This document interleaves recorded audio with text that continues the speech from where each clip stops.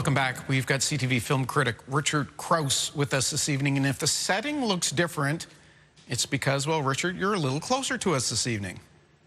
I am. I'm in my hometown visiting friends and family and paying homage to my first film school, Liverpool's great Astor Theatre. So Fantastic. Happy to be here. Well, we're glad to have you. Thanks for taking some time. What hasn't changed is you've got a good rundown of interesting movies. We're going to jump right into it. Perhaps Hollywood's biggest name, Leonardo DiCaprio, is back with One Battle After Another. Here we go. This is Bob Ferguson.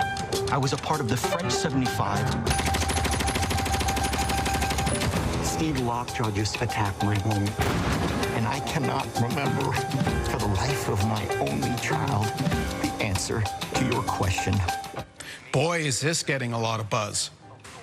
And deservedly so. This will be on my best movies of the year list, I'm pretty sure. Look for it at Oscar time next year when all that stuff is announced. This is Leonardo DiCaprio, who, when we first meet him, is playing Bob. He's a revolutionary looking to free hundreds of detainees from the U.S.-Mexico border as part of a domestic terrorist group called the French 75.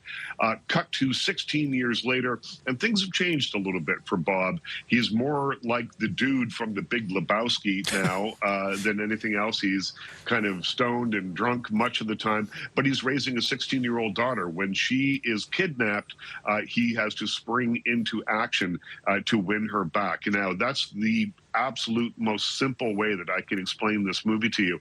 It's directed by Paul Thomas Anderson, and if you know his movies like Magnolia and Licorice Pizza and There Will Be Blood, it goes on and on and on, you'll find that he takes epic stories, epic situations, and makes them personal and makes them human. And that's what he's done here. So what starts off as a timely look at domestic terrorism turns into a timeless story of a father and daughter. So this is like a 4-star movie all day long called One Battle After Another, in theaters right now. It's a long one, like 3 hours or so, right? But his films... Does not feel like it. Okay, good. All right. Does not feel like this one's you couldn't get more different than this next film. It's called The Baltimoreans. Here's a clip.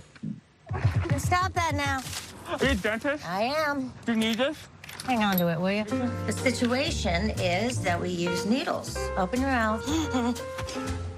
What do you make of this? I loved this movie. So I don't really know why it's being released now, because it is set on Christmas Eve, so it maybe should have waited till December.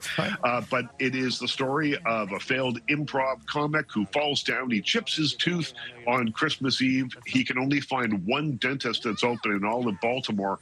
And when they first meet, they do not get along at all. But when his car is towed while she's working on his mouth, she says, you know what, I'll drive you to the car impound so you're not without your car for Christmas.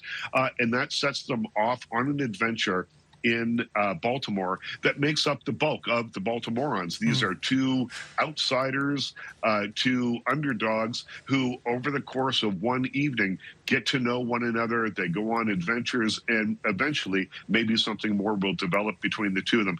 It's a lovely, sweet, funny movie that is absolutely as simple as One Battle After Another is complicated. This one is as simple, but they're both 4 out of 5-star movies for me, because this one effectively portrays what it wants to portray in just a lovely way. It feels like you're getting a hug when you go to the movie. It's called The Baltimoreans, and it's in theaters now. Well, we could all use that. We've got a minute left, but I want to squeeze this in. This is The Eerie Strangers Chapter 2. Come on, Sheriff. We all want to hear about who killed that young couple. Why are you doing this to us? Now, I missed Chapter 1. Will I be able to keep up? Oh, and there's a few others before Chapter 1. You know, there's not that much to keep up with. No. There are 3 masked killers. They randomly choose people to kill, and that's about it. I did not care for this movie. This movie ends with a to be continued sign and some scenes from Chapter 3 that play more like a warning than an advertisement for me. So it is a 1-star movie. They can't all be great, but The Strangers 2 is in theaters right now. Well, you're always great, Richard Crouse. Welcome home. Thank you for having me. We'll see you soon. We'll take a time out. We'll be right back.